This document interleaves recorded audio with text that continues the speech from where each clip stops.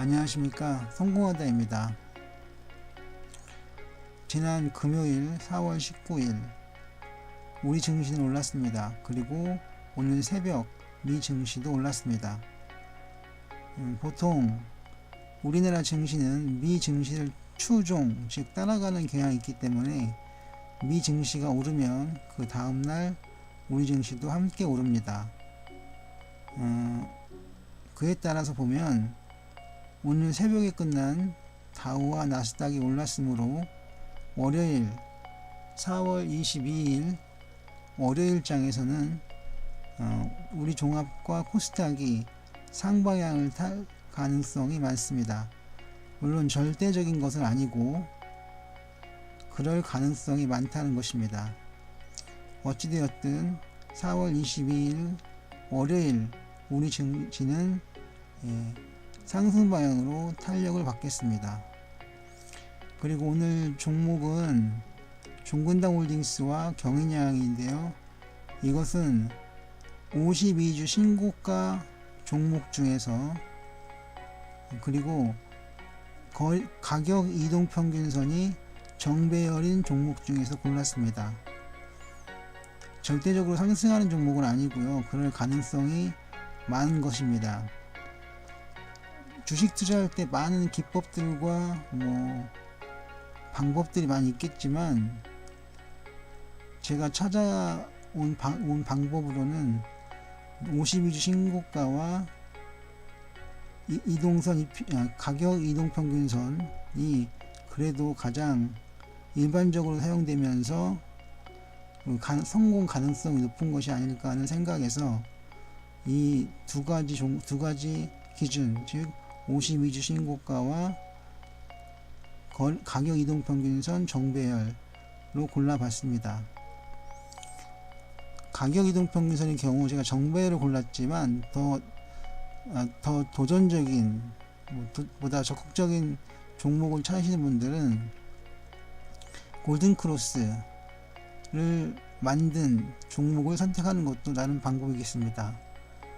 골든크로스는 5일 평균선과 20일 평균선이 만났을 때 특히 5일선이 위로 올라가고 그 밑으로 20일 이평선이 깔리면 이것을 골든크로스라고 합니다. 다시 말씀드리면 5일선과 20일선이 만났을 때 특히 그 중에서 5일선이 위로 진행을 하고 20일선이 아래에 깔려 있을 때를 5일 평균선과 20일 이평선의 골든크로스라고 얘기를 합니다. 그런데 이 골든크로스는 나름 그 무릎에서 투자한다, 무릎에서 매수하고 어깨에서 판다 할 때 골든크로스는 무릎에 사는 그런 가능성을 높여줍니다.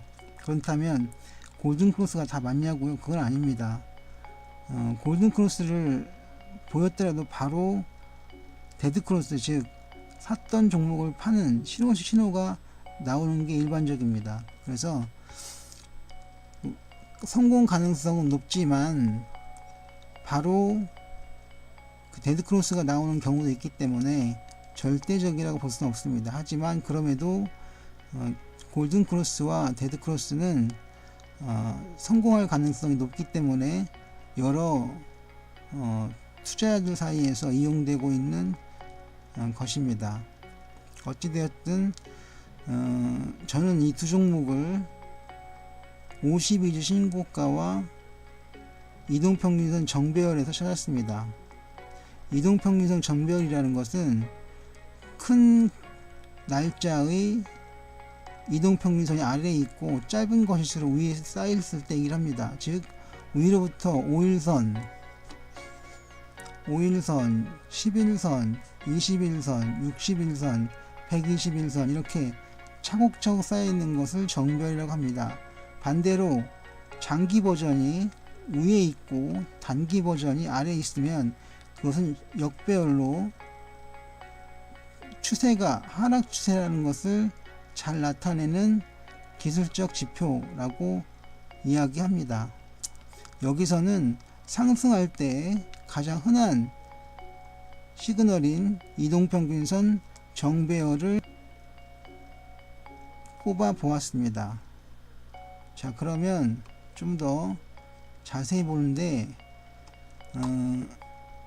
주가 그 기술적 분석에 가장 큰 세 가지가 있는데, 주추세라고 하고,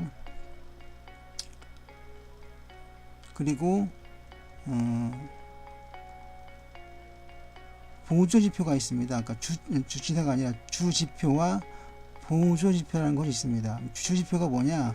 주가를 분석하는 데 있어서 가장 중요한 세 가지를 주지표라고 합니다.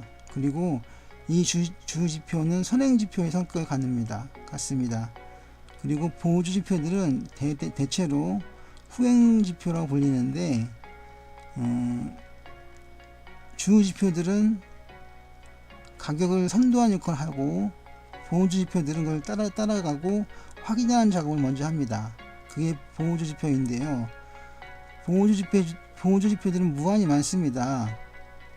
이 HTS에도 또 그리고 HTS를 올리는 증권사별로 보조지표들은 다 다릅니다.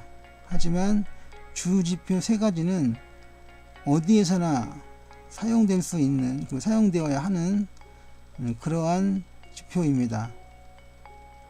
그러면 주지표 세 가지가 뭐냐? 첫 번째는 거래량입니다. 둘째는 이동평균선입니다. 셋째는 일봉입니다. 이 세 가지, 거래량, 이평선, 일봉, 이 세 가지를 주지표라고 하고, 이 주지표들이 주가를 끌어가는 역할을 합니다.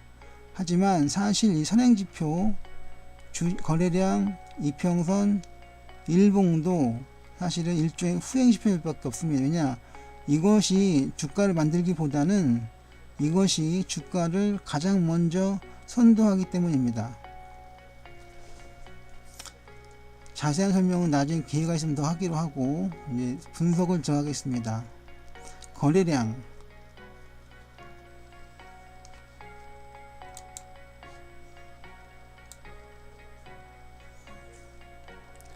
거래량 이렇게 오른다고 하면 주가도 이렇게 오릅니다. 그리고 거래량 이렇게 빠지면 주가도 살짝 빠집니다. 살짝이 아니라 빠집니다. 그래서 서로 같은 방향일 때는 문제가 없지만, 이게 만약에 서로 다른 방향인 경우, 즉 거래량이 빠지는데 주가는 오른다 하면 그 문제가 됩니다. 결국에는 거래량이 가는 방향을 쫓아가는데요, 다시 말해 가격이 떨어질 가능성이 많습니다. 하지만 이런 것을 서로 다를 때, 즉 거래량은 떨어지는데 가격이 오를 때, 이것을 다이버전스라고 부릅니다. 이 다이버전스는 후에 결국에는 거래량이 가는 쪽으로 꺾이기 때문에, 이 경우에는 만약에 다르다고 했다면 하락하는 방향으로 결국 주가가 떨어지는 그런 사태를 가져오게 됩니다. 이게 거래량 분석에서 가장 기본적인 것이고요. 그 다음 두 번째, 이동평균선.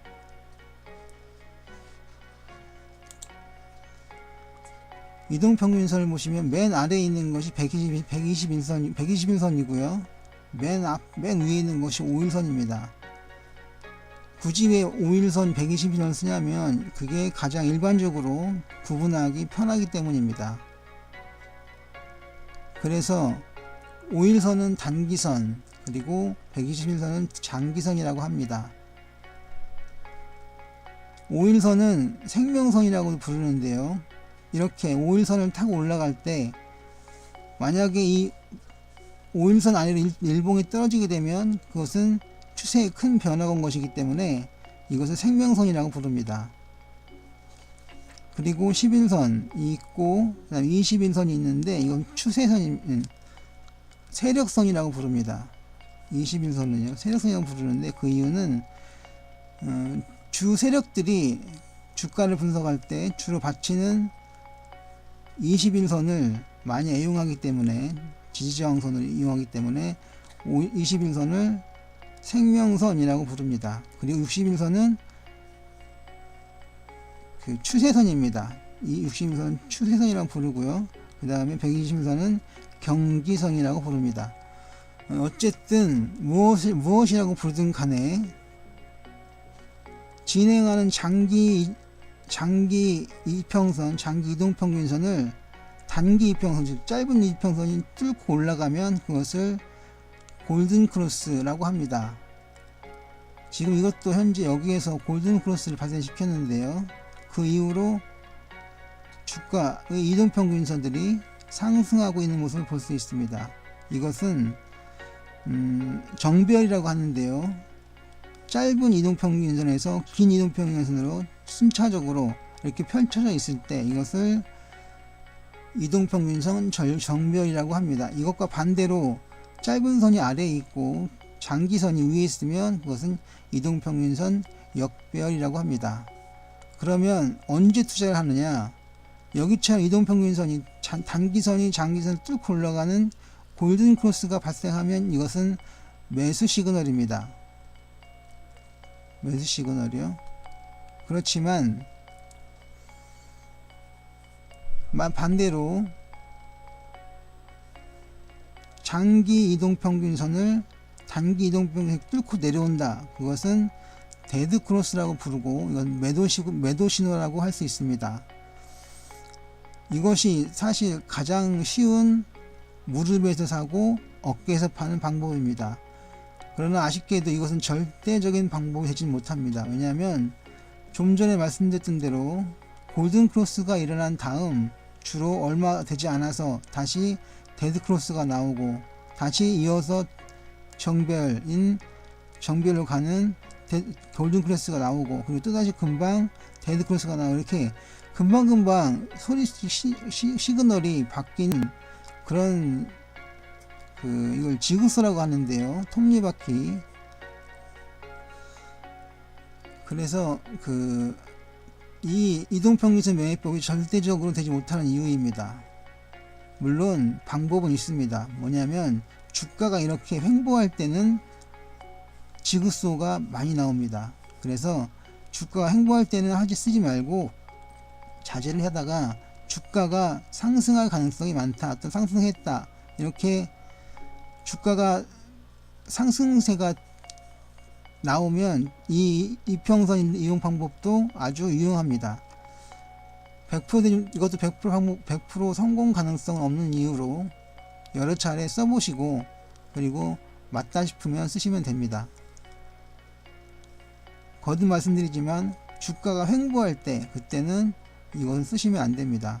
지그소가 즉 골든크로스가 나오고 바로 데드크로스가 나오는 그런 상황이 자주 발생되기 때문입니다. 하지만 이 이평선만큼은 제대로 쓰시면 무릎에 사고 어깨에서 파는 그런 투자법이 될 수 있겠습니다. 다음 52주 신고가 52주 신고가인데요. 연중 신고가가 있고 52주 신고가가 있습니다. 그럼 두 개 어떤 차이가 있느냐?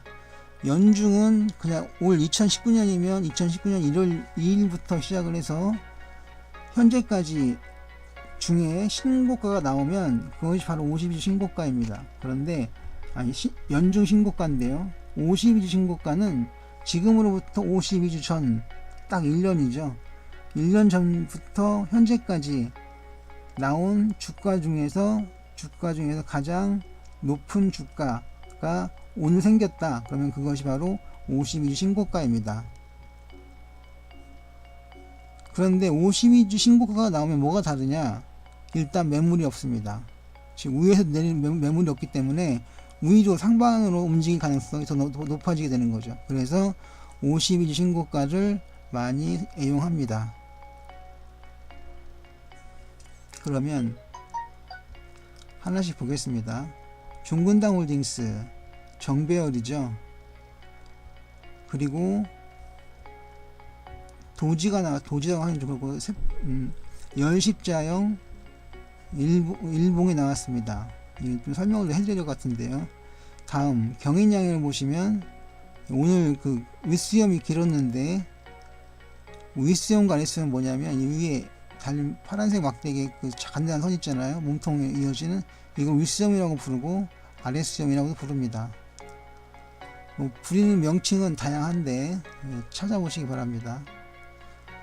이거는 뭐냐면 그 종군당 올링스에 이런 유형의 도지 일봉이 나오게 되면 이것을 샛별형이라고 합니다. 즉 그 고가에서 나온 것인데요. 이것은 두 가지 경우가 있습니다. 한 가지는 뭐냐면 이것을 발판으로 더 올라가는 경우가 있고, 또는 이것이 신호가 돼서 아래로 떨어지는 그런 경우가 있습니다. 여기서는 이 거래량, 이 장대 거래량이 장대 일봉을 만들었습니다. 이게 매수세인데요. 매수세가 막 들어와서 가격을 끌어올린 거죠. 그리고 이건 뭐냐면 오를 때까지 올랐으니까 이런 면이 나온 겁니다. 매수 세력과 매도 세력이 팽팽하게 맞선 거죠. 팔고자 하는 매도 세력이 팔았는데 매수 세력을 다 받쳐줬습니다. 그래서 또 떨어지지 않고 이런 도지가 나온 겁니다. 도지가 뭐냐? 열십자를 말하는 겁니다. 어찌됐든 이런 열십자 패턴은 거래량이 더 붙었다면 더 올라갔겠지만, 이 정도 거래량으로 이런 도지를 만들었으니까, 열십자를 만들었으니까 다음에 나온다면 거래량이 더 높다면 위로 치고 올라갈 것이고, 그리고 거래량이 없다면 더 다시 떨어질 것입니다. 그 판단 기준은 뭐냐면 거래량입니다. 그래서 거래량이 중요한 겁니다. 거래량이 붙으면 더 올라갈 것이고, 거래량이 떨어지면 다시 여기 음봉이 나와서 더 떨어질 것입니다. 양봉, 음봉이 뭐냐? 이 빨간색이 양봉이고 파란색이 음봉입니다. 양봉은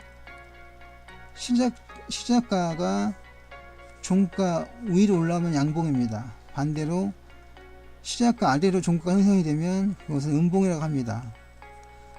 이 양봉과 음봉은 미국에서는 반대로 합니다. 미국에서는 파란색이 상승이고요, 빨간색이 하락입니다. 그럼 미국식이고요. 일본과 우리나라는 빨간색이 양봉, 파란색이 음봉으로 상하를 나누게 됩니다. 예, 여기까지 설명드렸는데요. 그래서 보시면 종근당 올리스는 상승 중이고요, 경인양행도 비록 횡보하는 것으로 보이지만 현재 추세는 52주 신고가를 나타내면서 상승 추세를 이어간다고 볼 수가 있겠습니다. 다음은 이건 너무 어려워서 넘어가기로 하고요. 하나만 더 하겠습니다. 뭐냐면 PNF 차트가 특수 차트로 있는데요. PNF 차트로 목표가를 구하는 것을 한번 해보겠습니다. PNF 목표가는 이런 PNF 선을 가지고 구하는데요. 수직거래법과 수평거래법이 있습니다. 찾아보시면 다 나와 있습니다. 인터넷에. 이거는 수직으로 구하든 수평으로 구하든 가능합니다. 하나, 둘, 셋, 넷, 다섯 칸, 또는 하나, 둘, 셋, 넷, 다섯, 한 14칸은 되는데요. 예를 들자면 보여드리는 겁니다. 맨 가격이 6,884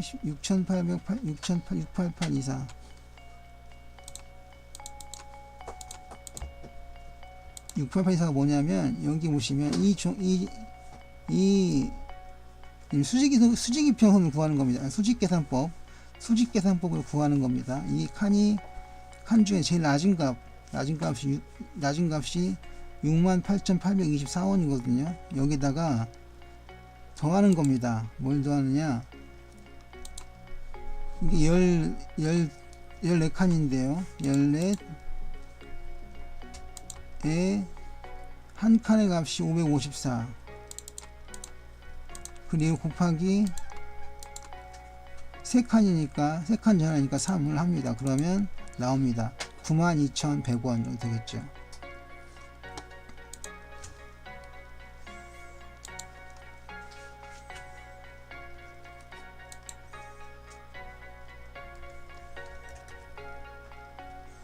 그 다음 하나를 더 해봅니다. 뭐냐면 이번엔 그 수평 계산법입니다. 역시 계산을 해보겠습니다. 하면 하나, 일단 제일 낮은 가격이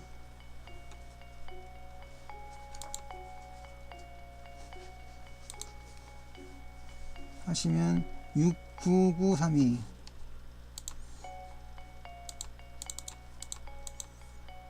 플러스 하나 둘 셋 넷 다섯 칸에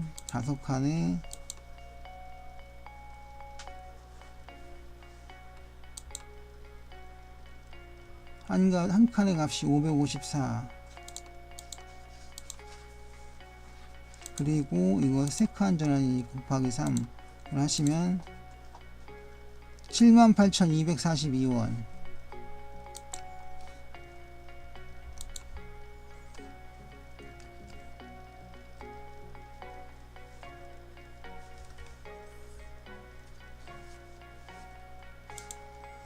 위 칸은 수직 계산법이고 아래 것은 수평 계산법입니다.